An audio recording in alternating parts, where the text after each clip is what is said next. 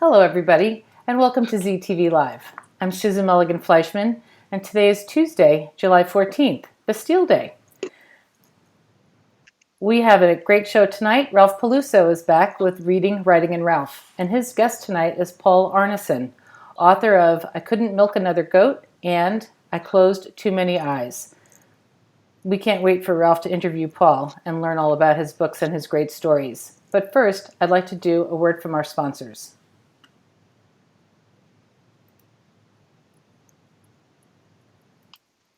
Tonight's episode of ZTV Live is sponsored by Murphy's Grand Irish Pub on King Street in Old Town Alexandria.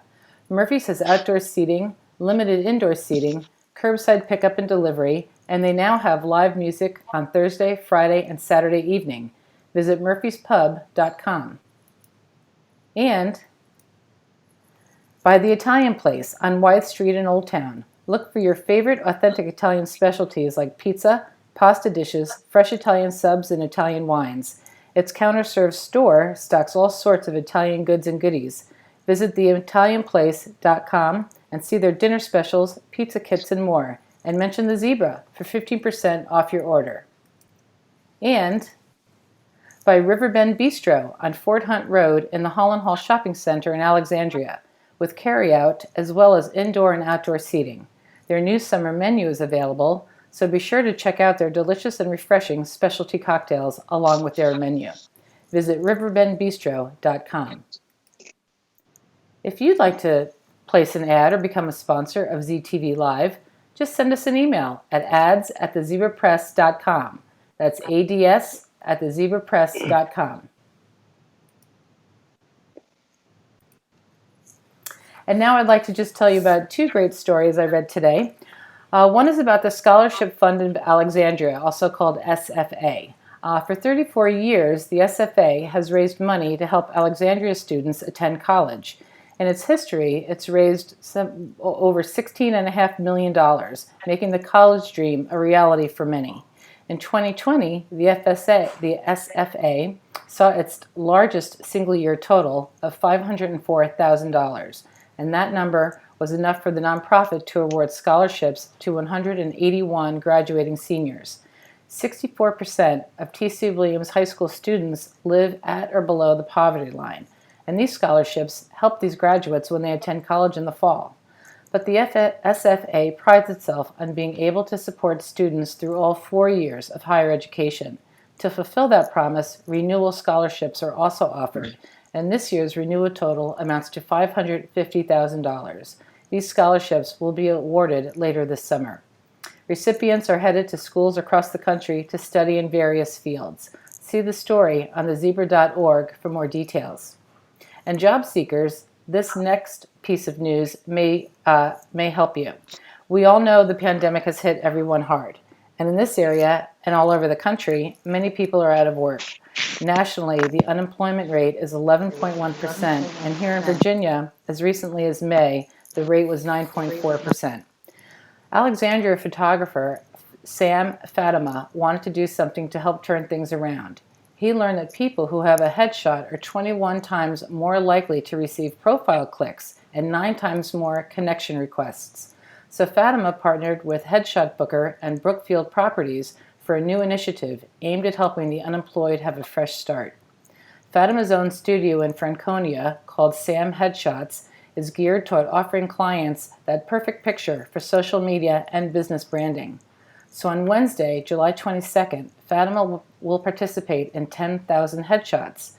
He'll be taking complimentary photographs from 10 a.m. to 7 p.m. at Tyson's Galleria on the Brookfield property. Look for the article on thezebra.org for more details. Thank you, as always, Kevin DeRay, our wonderful news editor and publisher's assistant, for keeping us in the know with these stories.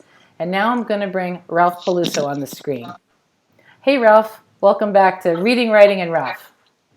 Hi, Susan. How are you doing tonight? I'm doing excellent, and I'm so glad to have you on here tonight. How are you doing?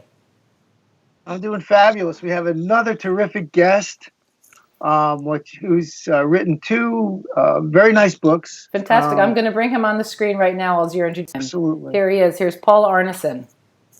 Hi, Paul. How are you doing? Pretty good, Ralph. How are you? And Susan, Right. hi. Right.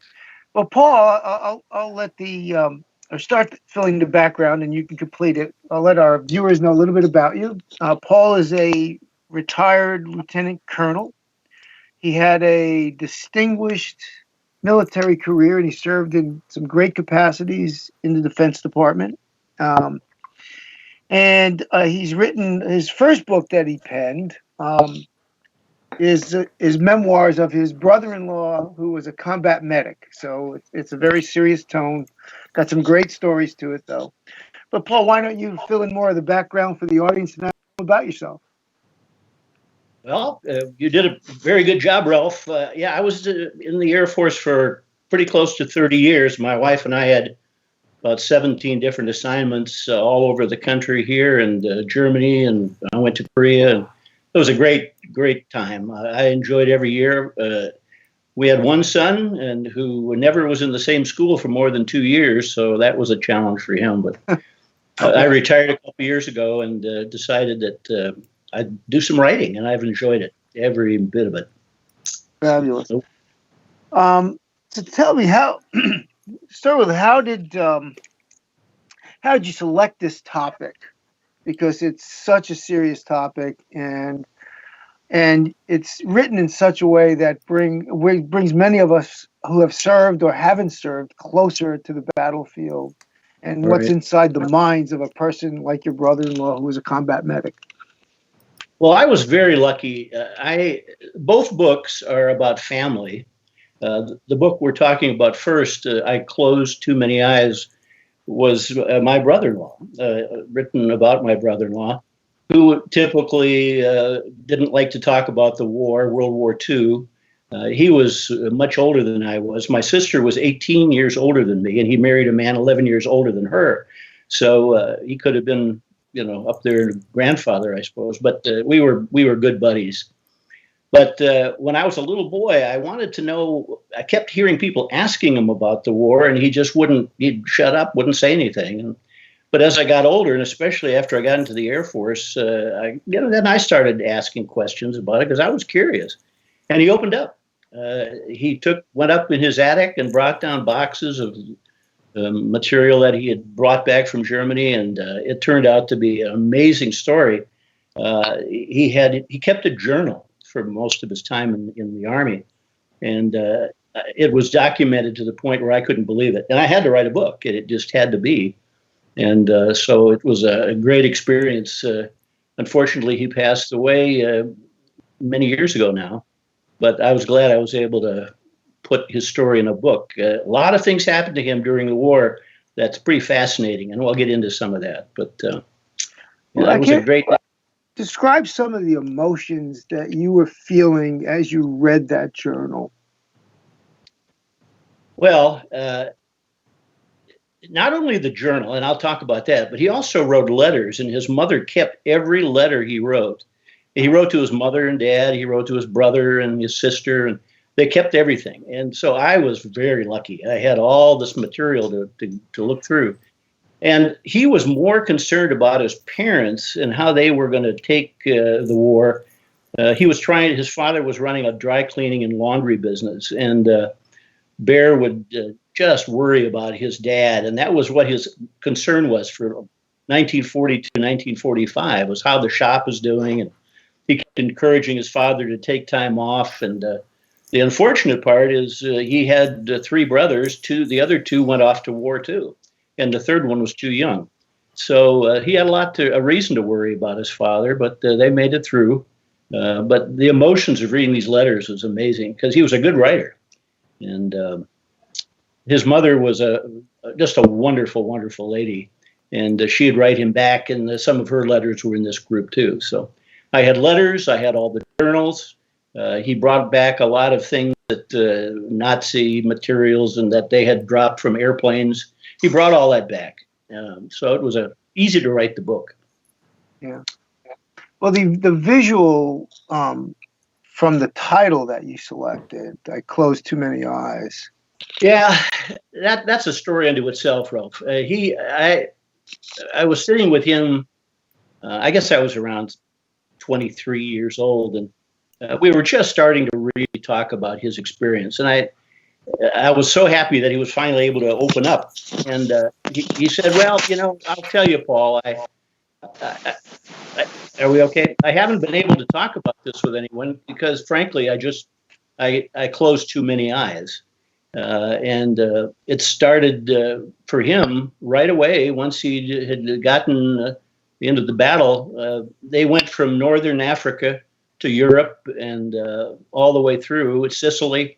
And he counted the number of people that he had to close their eyes. He wanted to keep a track of all the names so he could talk to the parents when he got back. But in wartime, it was just impossible. He said he couldn't do that. So instead, he just jotted names down and none of the other information. It was hard to do that. But I have a story that I'll tell you here in a few minutes about one thing he was able to do when he got back home.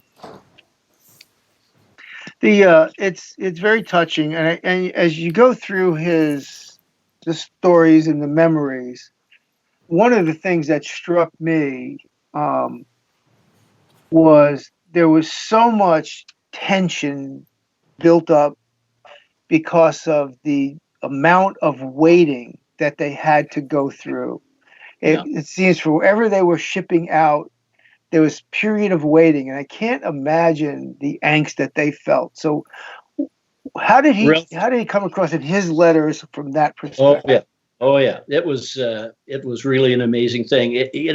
His first real trip or his assignment after he left Mountain Lake, Minnesota, that's where he went. He had to go by bus to Fort Leavenworth, Kansas, and he thought that was going to be all marching and drills and push-ups, but it turned out to be just nothing but paperwork.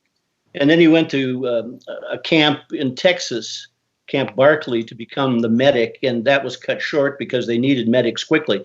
But you're right. Everything that they did took time and waiting. The worst was waiting in England, because after he had finished learning how to become a medic in a shortened course of instruction, they took a ship out of Bayonne, New Jersey to England, and he had to wait months and months there in training for amphibious landings and all the things that he had to do to prepare. They thought they were going to go right to the continent. They thought that the first assignment for the 1st Infantry Division was going to be in a landing on the continent. But instead, after many months of waiting, and they had to, first of all, to go to North Africa to fight the Germans and the Italians. And so that was a horrendous operation in the heat of the desert of North Africa. And there was no let up. It just kept going and going and going. Finally, Rommel, who was the head of the German forces there, was called back to Germany by. And then they thought, oh, well, we're done here now. Let's go back to England at least and get ready for the next. No, they had to go to Sicily. So they crossed the Mediterranean and went up into Sicily and pushed the Italians up that way. And that took, a good month and a half to get that all sorted out. And then they had to go back to North Africa to await movement back to England.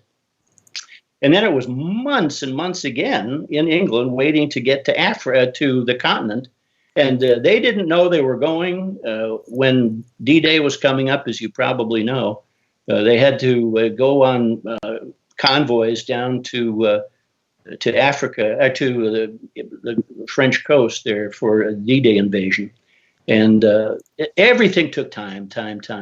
And he lost so many of his friends through that course of time.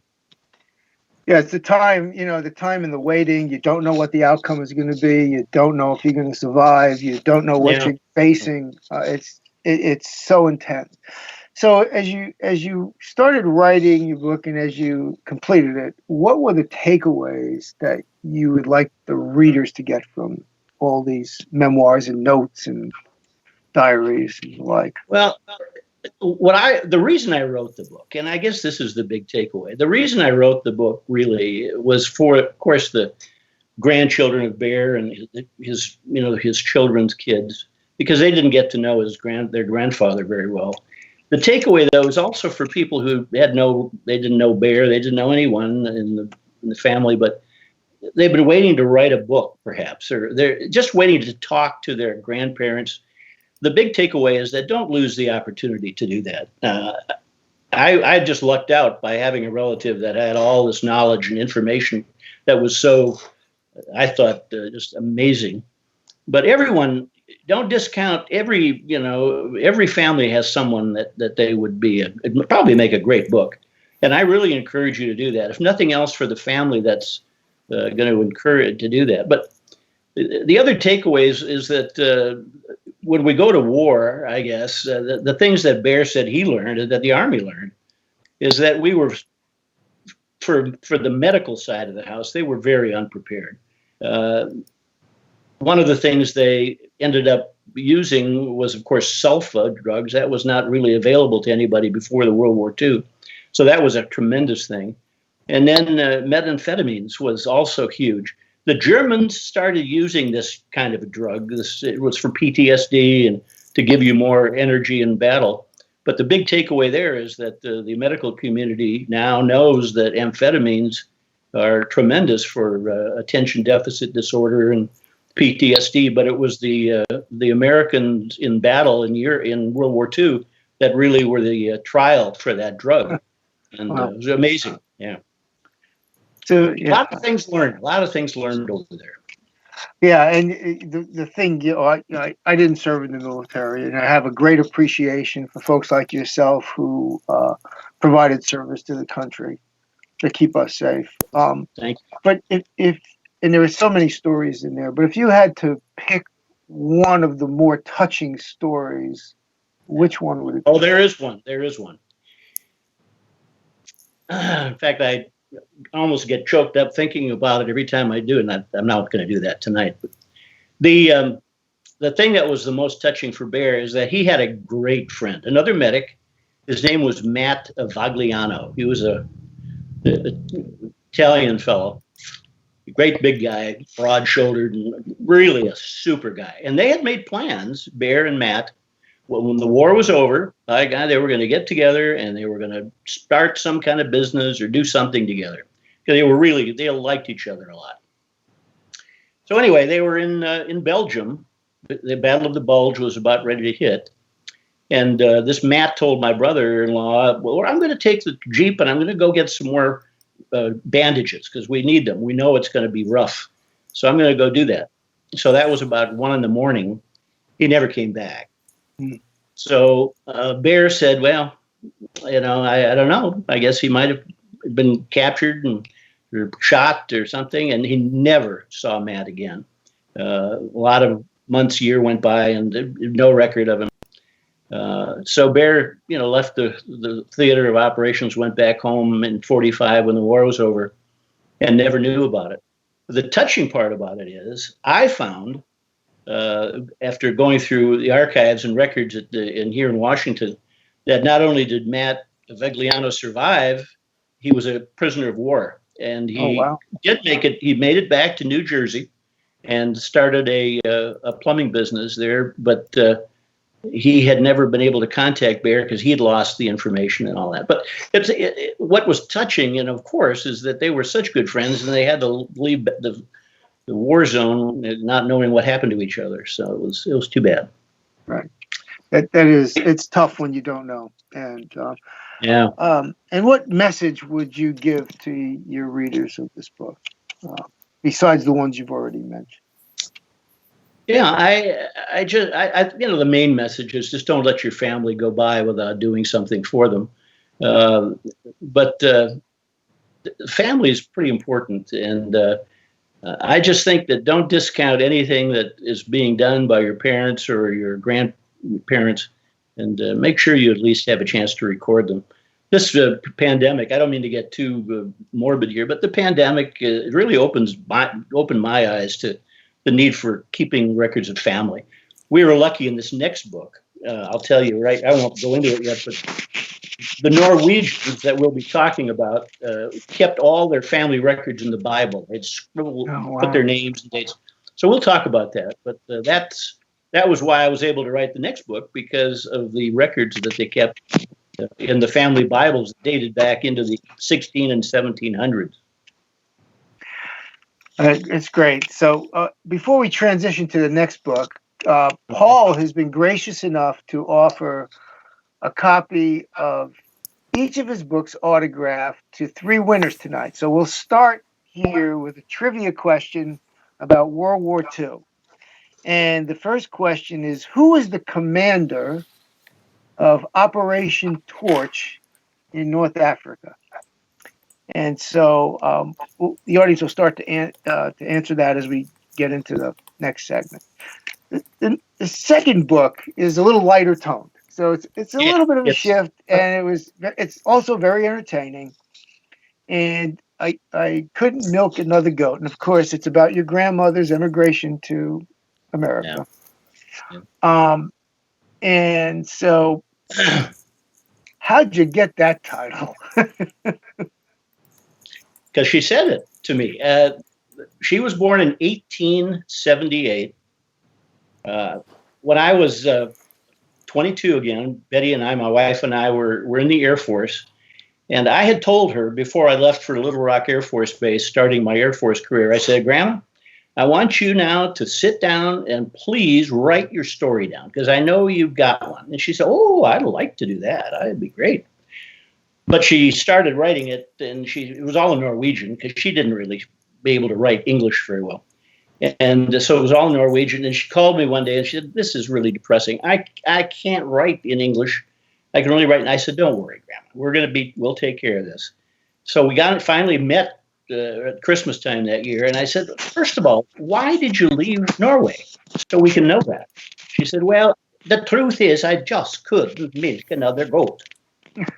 And I said, oh, my God, she's got a sense of humor. Grandma's going to be good at this. So it turned out to be that way the whole time. For about 5 or 6 years, every time I went to Minnesota from the Air Force assignments, we'd sit down and talk for a couple hours and record things on tape. And she just was hilarious. And so it was really, really easy to do that. She said after she had made that comment, she said, oh, that was silly. I'm not supposed to talk that way. I said, no, that's great. So, but she had a lot of great stories, and her life was just amazing to me. Well, the accent is pretty good. Yeah, that was good. Yeah. She had a great singing voice, and one of the stories that, if you don't mind me telling it, she was, again, born in 1878, and her mother and dad, of course, had this little farm in the area called North Fjord. And she had to go up and milk the goats and the cows up in what's called the setter. It's a flat part of the mountain area that the cows and goats had to graze in the summer, because there's nothing to graze down in the flat land. But anyway, she loved to sing. And so she was sitting on a rock singing into the mountains, and the yodeling would come back to her. And she turned around one day, about 1890, I guess, or something, or 1891. And this old man in a beautiful suit was sitting there listening to her. And she got, a little afraid, but he said, no problem. I just want to record your notes. And then he left and didn't introduce himself. And for those of you who are musically, know about music, the guy was Edvard Grieg, and he was a very, very famous Norwegian composer. They made a movie out of his life called A Song of Norway years ago. But she was so proud of that she did that. But it was a very, very, what the book is really is a description of not only what her farm life was like, but what the process was for an 18-year-old girl to decide to leave her family, and what process she had to actually take to get from that little village to New York, and then on to Chicago and on to Minneapolis, where they ended up. She didn't do this all alone. She had a fiance, her husband-to-be, went early to set up, a house and get a job. But it talks about what they had to go through to get this done. There's a lot of stories there. There is. There's a lot. Before I ask the next question, do we have a winner on the first question? We do have a winner, and the winner is Nancy Campbell Gorski. guest Oh, all General right, Dwight D. Nancy. Eisenhower. So congratulations, Nancy. Another Nancy Norwegian. Nancy is one of our regulars. Yes, she is. And she's very good at this game, so she should stay tuned. She should. Very good. So I'll ask the second question as I move on. So our second question is, how many countries border Norway? Oh, there was a piece in your book about snake oil and influenza. And I think it's a little advertisement that's cut out. The pictures in the book, and so were they One trying? of the things, yeah, go ahead. I'm sorry. I was trying to Go figure ahead. out if they were making a connection between snake oil as a cure for influenza, because that was in 1918 and the Spanish flu was rampant. So No, it was. It was. Yeah. There was more crazy stuff, she told me, sold during that period of time. Different potions and salves and different things to drink. She said it was just crazy. And what she did during this, again, bless her heart, she would cut out things of the Minneapolis newspaper that she thought were weird and put them in her journal and paste them in or tape them in. So we had all that too. And yeah, that was one of the things that she couldn't believe, that they actually wanted snake oil she didn't even know what that was. But yeah, she had hundreds of these newspaper clippings that she'd cut out. And she never wanted her husband, Rasmus, that was his name, Rasmus, to buy a car, but they finally decided to do that. And so he was very concerned what he should buy, because back in the 1920s, or I guess at the end of the teens, there were so many different cars. Everyone was making a car. Henry Ford finally decided he knew how to build the right one. But so she had all these newspaper clippings of cars for sale in Minneapolis. And she said the only problem was that when you bought a car back in those days, there was nobody to repair it. And her husband didn't know how to repair a car. So there were a lot of junkers sitting around. Nobody knew what to do with them. So the life back in the 20s and the teens in Minneapolis was tough. The snow contributed to the problems.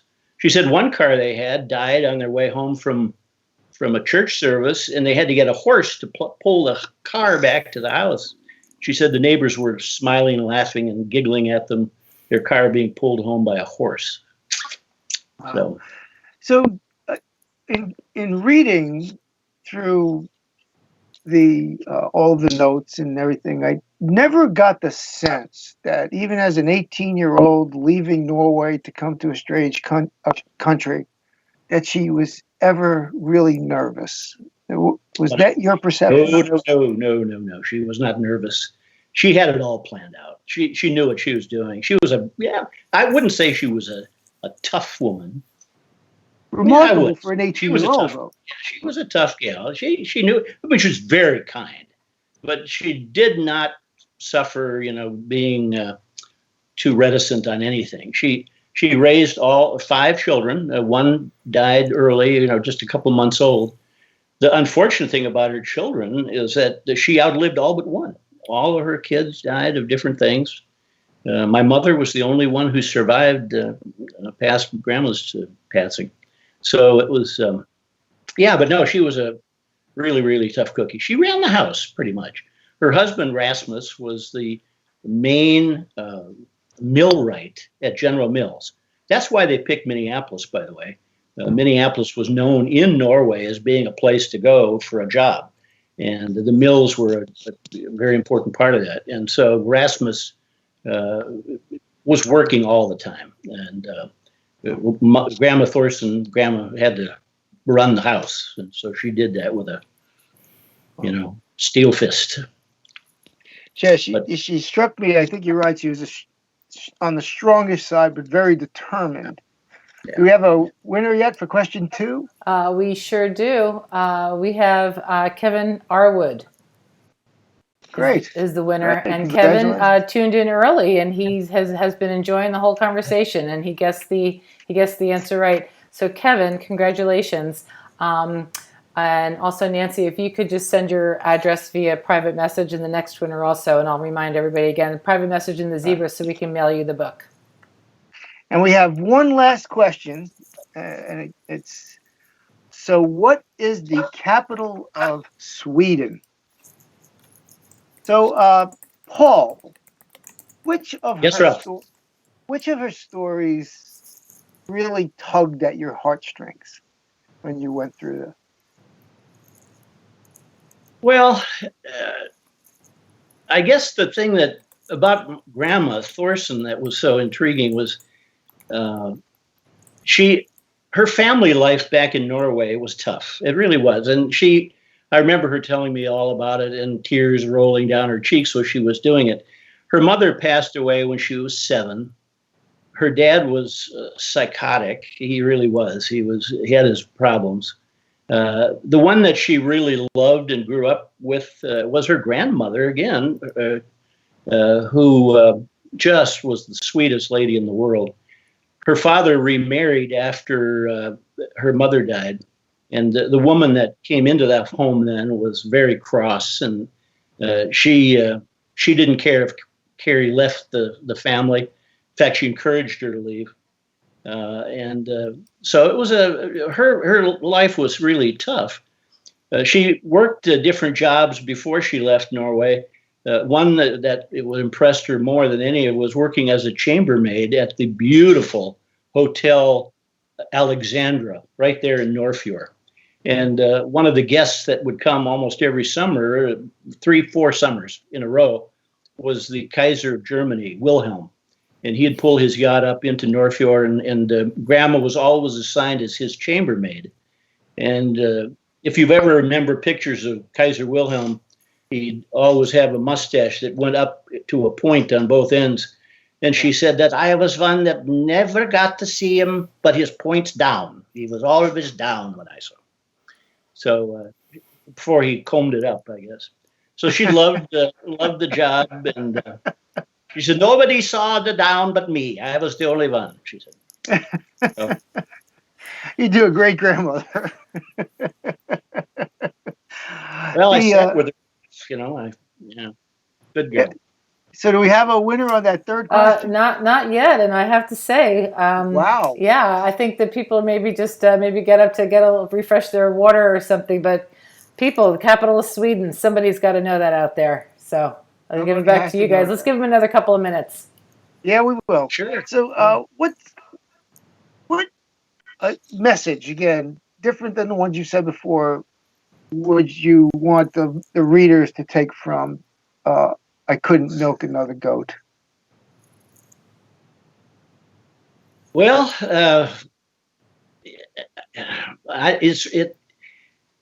you say it different than the ones I had before. The thing that just keeps coming through to me in writing this is that you must document stuff. Now, I know that sounds like I'm repeating myself, and I am, but that's the main theme from Grandma's book.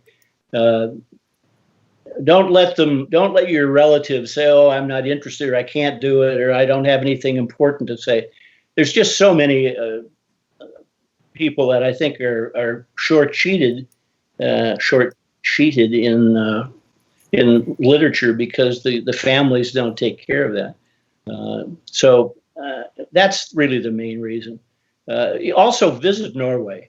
If you've ever decided, once the coronavirus is over, take a cruise through the fjords of Norway. The cruise through the fjords of Alaska is absolutely beautiful. But there's something about Norway, and it's kind of a primitive place. They still have many of the original pagan churches still there. So that when you go through the fjords, you can see, you've seen them before. They're dark wood, and they have spires, pointed spires. And these are very, very old. So I think that once you've read this book, I think you'll fall in love with Norway anyway, because Norway is rough, exceptionally beautiful. And World War II was rough on the Norwegians because the Germans put in a prime minister there, Quisling, his name was, Yeah. And that's a whole other story I could talk on for 20 minutes. But that was a very rough time because Norway was under his thumb.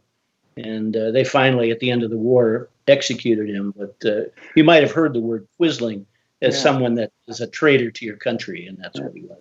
It's funny that you bring that up, and not in a funny way, because over the last month, our viewers have learned how tough the war was on not only the Nordic countries, but even Iceland, the people of Iceland. And so it's very informational and very touching.